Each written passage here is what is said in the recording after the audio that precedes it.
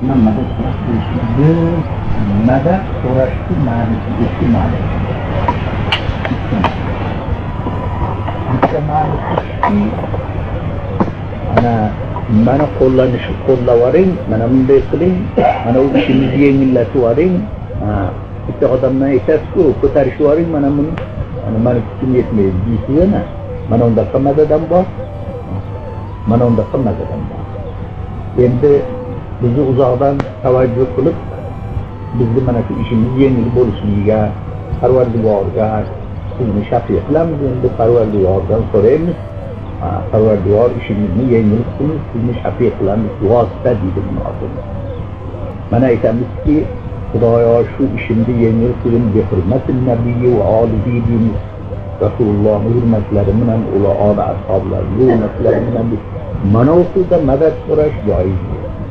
Biz avliyolarni o'lgandan keyin ham, qabrga borgandan keyin ham mana shu xilda vosita qilishga biz haqlimiz.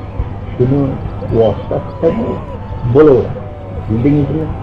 Ammo inki bevosita bizga biron bir solihlarni qabriga borib turib, mana shunaqa mushkul ishim bo'lib qoldi, siz menga yordamlashvaring deyishgan, madad qiling deyishgan.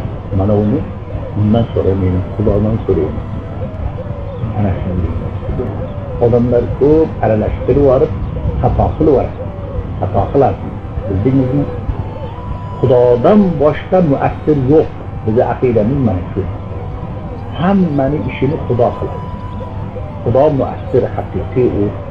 Bu sharni ham Xudodan deb bilamiz, xayrni ham Xudodan. Xayrihi va sharrihi minallohi taolo. Ana shu e'tiqodimizda shunday bormi? Shunday ekan. Endi hali avliyolarimiz shunday nima qiladilarki, birovdan bir tashtak yesang ham, o'shani ham Xudoning hukmi bilan urdim deb ketaveradi. Shu Xudo hukm qilmasa, shu meni urmas. Bildingizmi? Urdi. Mana avliyolar mana bunday dedilar. O'shan kun birovdan yetgan ozordan ular hargiz undan ozorga bo'lmaydi. Parvardigorning hukmidan qildi. Va ma asobakum min musibatin fabima kasabat aydikum. O'zingizni kasbingizdan ko'ring. O'zingizda bir nima bo'lgandir, Xudo shuni jazolashga buyurdi. Jazoladi. Bildingizmi? Mana shunday. Endi demak, sharni ham Xudo yetkazar ekan, kulfatni ham Xudo berar ekan, yordamni ham Xudo beradi. Bildingizmi? Xayrni ham Xudo yetkazadi. Shunday bo'ladigan bo'lgandan keyin biz xayrni Xudodan so'raymiz. Parvardigor mana ishimizga barakot bergin. Bildingizmi? Mana bu masalan yerlarimiz obod bo'lsin, mana hosillarimiz yaxshi bo'lsin. Xudodan so'raymiz, lekin o'zingda ambiyolaringda, o'zingda sulaholaringda shafiy keltiraman, o'sha zotlar sani dargohingda nihoyatda ulug' zotlardir. Mana shunday. Chunki bu Qur'onda oyati bilan sobit. Xo'p.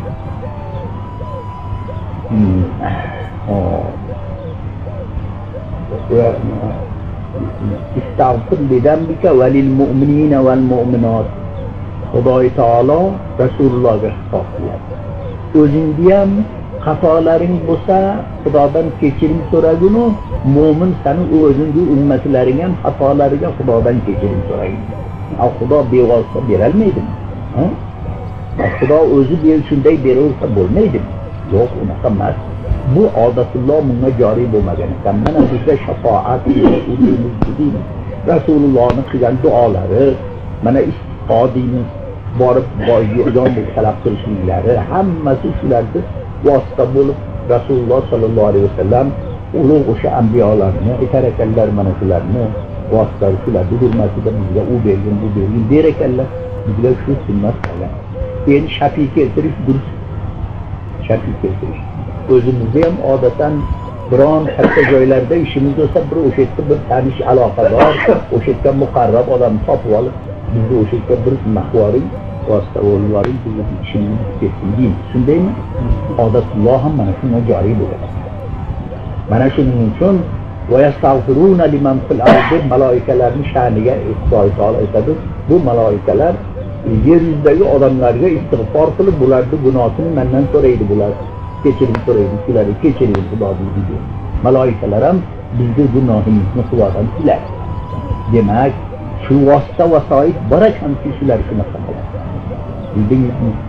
Ana endi agar biz aytsagiki Xudoyo Rasulullohning hurmatlarida ishimiz yengil bo'lsin, mana u yo mana aytdagi buzurg'orni hurmatlarida, solih bandalaringning hurmatida mana shu ishim yengil bo'lsin desak durust.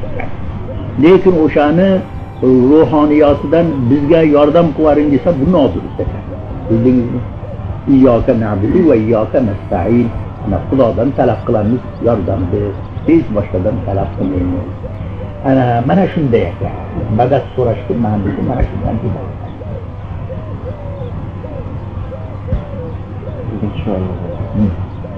Mana bu ba'zi odamlarga borki, bugün yo'q bugun sizlar madadlar olsin deb qo'yishadi. Xato. Bu xato bor. Xudo madadkor bo'lsin desa yaxshi. Ulardan madad qilish bilmaydi. Ana tirikliklaringda mana bir-birlaringga hashar deysizlar, imoratlarga yordamlashib deysizlar. Bu tirik hayotim nimasi? O o'lgandan keyin bunaqa narsa qo'ldan kelmaydi uni, bildingizmi? Ammo vosita qilsak bo'ladi. Bu ota-boning ruhi tarbiyasi bilan gapiradi. Bu ham sendan gap. Bu demak. Xato gaplar hamisha xato.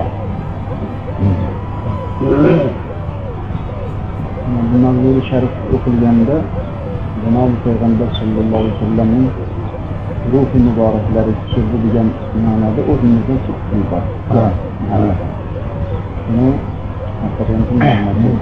Xo'p. Bu qiyomni ba'zilar makruh degan. Qiyom turmasin. Ba'zilar mustahsan debdilar. Faqat istahsanal qiyoma inda zikri mavludi sharifi ayimmatin shular bor. Ba'zi ulamolarimiz shuni shunday qilsak yaxshi edi. Endi gap mana shu yerda. Biz buni turgan odamlar bu niyatda, bu e'tiqodda turmasligi kerakki, bu Rasululloh she'rga hozir bo'ldilar degan gapga mana bunday deb niyat qilmasdan shunday deb niyat qilish kerakki, Rasulullohning nomi muboraklari yer yuziga endi Rasululloh tushdilar-ku, masalan, onaning qonidan tavalludi bo'lib yer yuziga